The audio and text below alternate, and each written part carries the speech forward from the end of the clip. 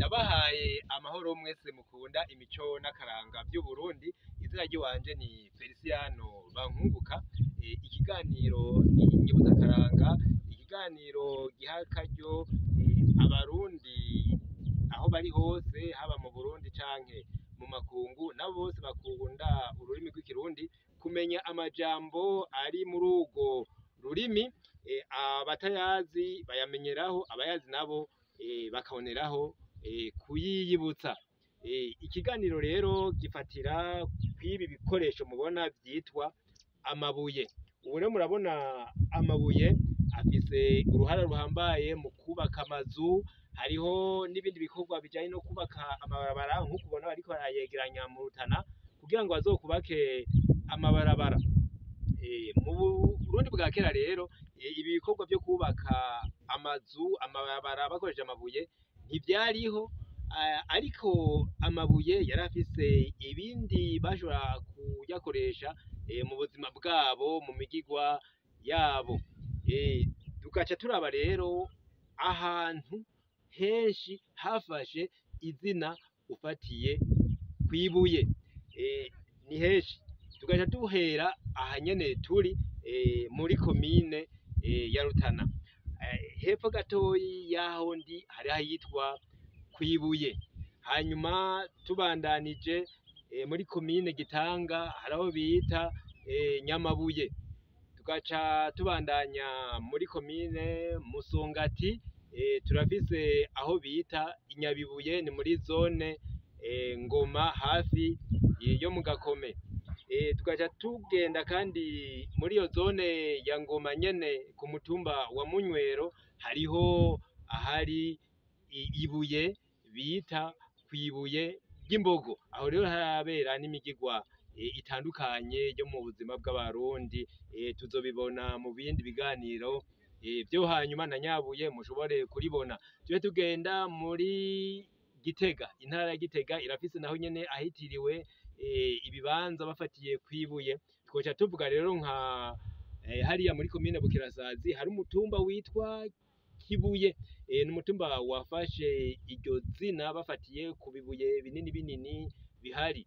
Muri komine Buraza hariho aho bita Inyakabuye, hariya hafi y'umusozi wa Kangozi. Hakaba no muri komine Gitega rero umwonga witwa Inasare, kuko isare bwari ubwoko bw'ibuye.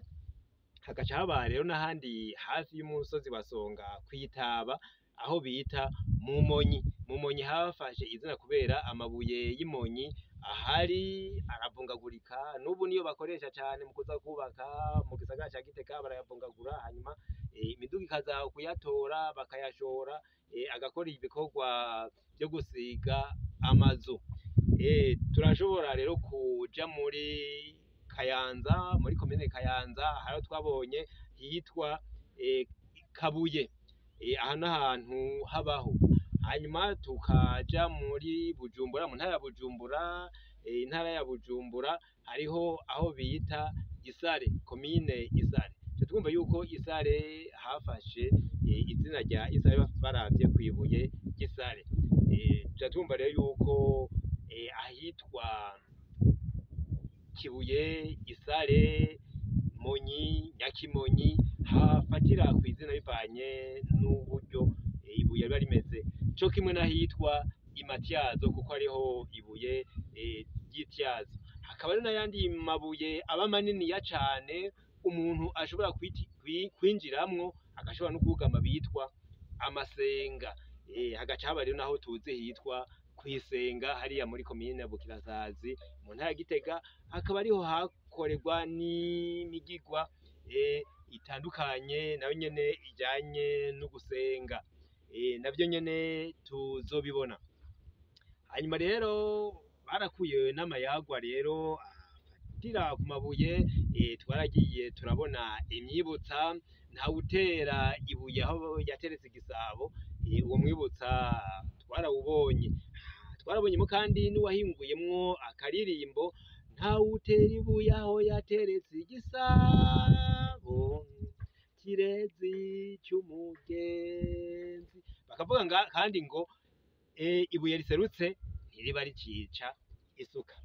uyu munsi rero twongereko kandi kuri ayo mayagwa twabonye, hari uwundi mwibutsa abarundi bafatirako uvuga ibanga, bavuga ngo ibanga rikomeye nk'amabuye rikayarusha kuremera. Uca wumva rero iyo mvugo, iyo ngereranyo bavuze bafatiye kw'ibuye. Ego ibuye rirakomeye cane, urabona uko rimeze uritaye hasi, murabona ntiripfa kumeneka, ariko baca babona yuko ibanga ari ikintu gikomeye nk'aya mabuye, ariko rigashobora kurusha amabuye kuremera. Nuko ibanga bafata yuko ari ikintu gihambaye cane mu buzima bw'umurundi waho hambere.